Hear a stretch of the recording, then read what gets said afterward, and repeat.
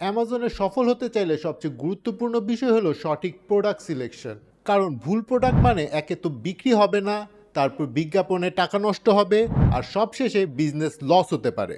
আজকের ভিডিওতে আমি আপনাকে দেখাবো কিভাবে লাভজনক প্রোডাক্ট খুঁজে বের করবেন, কোন কোন ক্রাইটেরিয়া ফলো করবেন, আর প্রফেশনাল সেলাররা কিভাবে প্রোডাক্ট রিসার্চ করে। লাভজনক প্রোডাক্ট বলতে আসলে আমরা কি বুঝি?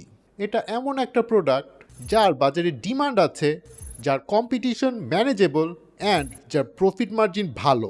সবচেয়ে গুরুত্বপূর্ণ বিষয় হলো প্রোডাক্টটা এমন হতে হবে যেটা মানুষ নিয়মিত কিনে। For example, kitchen tools, home improvement items, pet accessories or fitness products.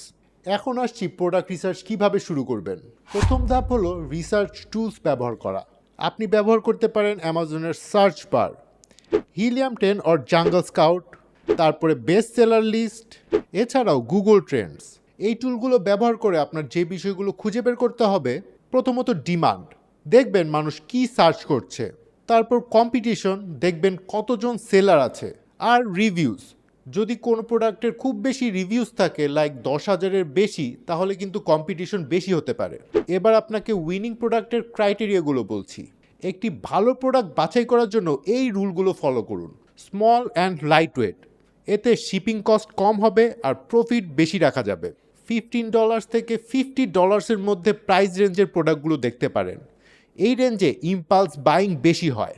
তারপর প্রবলেম সলভিং প্রোডাক্ট, যে প্রোডাক্ট কোনো প্রবলেম সলভ করে সেটাই কিন্তু বেশি সেল হয়। ফর এক্সাম্পল, কেবল অর্গানাইজার, যেটা মেসি কেবলের প্রবলেম সলভ করে। একই রকমভাবে কিচেন স্টোরেজ টুলস অথবা কার অ্যাক্সেসরিজ। তারপর লো ব্র্যান্ডিং ডিপেন্ডেন্সি, যেমন অ্যাপল বা নাইকি টাইপের ব্র্যান্ড যে প্রোডাক্টগুলো সেল করে সেগুলো না নেওয়াই ভালো। এবার আসছি কমন মিস্টেক্সে।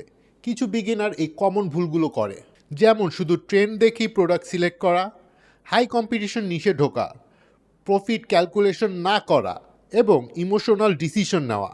মনে রাখবেন, অ্যামাজনের সাকসেসের জন্য কিন্তু ডাটা প্লাস স্ট্র্যাটেজি এই দুটোই কিন্তু দরকার হয়। আর অ্যামাজনের লাভজনক প্রোডাক্ট খুঁজে বের করা কিন্তু কোনো লাকের বিষয় না, এটা একটা প্রপার রিসার্চ প্রসেস।